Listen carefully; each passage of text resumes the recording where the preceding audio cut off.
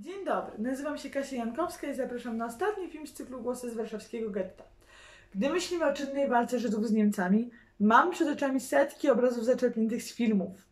Wiele z nich pokazuje bohaterstwo i odwagę mężczyzn, a przecież wśród bojowników były także i kobiety.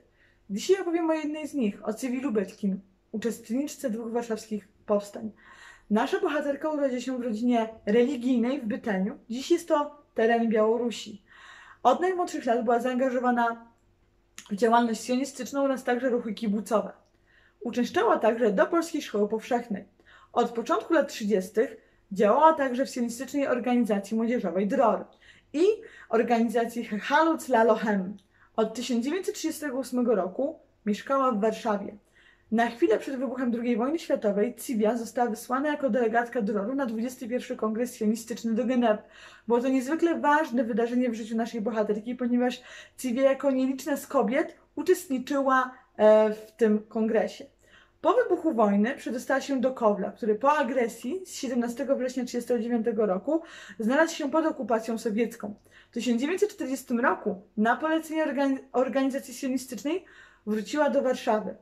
I tu od 1942 roku tworzy blok antyfaszystowski oraz współtworzy żydowską organizację bojową razem ze swoim partnerem Antkiem Cukiermanem, późniejszym mężem. Cyvia także należy do Żydowskiego Komitetu Narodowego oraz do Komisji Koordynacyjnej.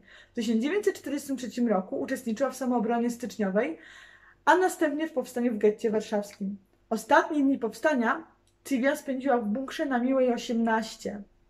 To miejsce zostało odkryte przez Niemców 8 maja 1943 roku. Natomiast Cyvia 10 maja 1943 roku przedostała się z bunkra na Miłej kanałami na tak zwaną stronę aryjską. Dzisiaj jest to ulica Prosta, naprzeciwko budynku redakcji Gazety Rzeczpospolita i także Luxmedu. To miejsce zostało także upamiętnione. Po tej stronie aryjskiej w maju 1943 roku na bojowników i bojownice getta czekała ciężarówka. Bojownicy mogli przedostać się na stronę aryjską dzięki Kazikowi Ratajzerowi, który był przewodnikiem po kanałach tutaj w getcie warszawskim. Ciężarówką Cyvia Lubetkin razem z Markiem Edelmanem i innymi bojownikami getta warszawskiego przedostali się pod Łomianki, do miejscowości Łomianki pod Warszawą. Następnie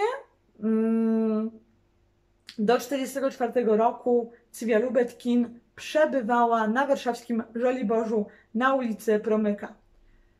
Kiedy w 1944 roku w Warszawie wybucha powstanie, Cyvia Lubetkin natychmiast dołączy do Armii Ludowej. Pozostaje nadal także członkinią żobu.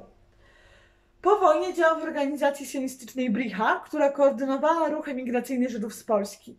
W 1946 roku razem ze swoim mężem Antkiem Cukiermanem postanowiła osiedlić się w Palestynie, gdzie tam angażują się w ruch kibucowy.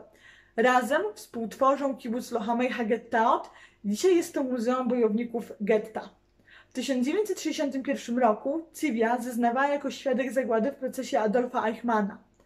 Także nasza bohaterka jest autorką publikowanej po hebrajsku książki wspomnieniowej Zagłada i powstanie. O Cywi więcej opowiadamy na naszej wystawie stałej w Muzeum Polin w części poświęconej II wojnie światowej w Galerii Zagłada, ale także dzisiaj, udając się na spacer po ulicach Muranowa, zaglądając do bramy na ulicy Nowolipie 3, odnajdziemy mural kobiety Muranowa. Także ten mural upamiętnia naszą bohaterkę. Imię Cywi także znajdziemy na pomniku bojowników getta warszawskiego, tych, którzy uciekli, przedostali się kanałami. Ja serdecznie dziękuję za spotkanie. Do zobaczenia.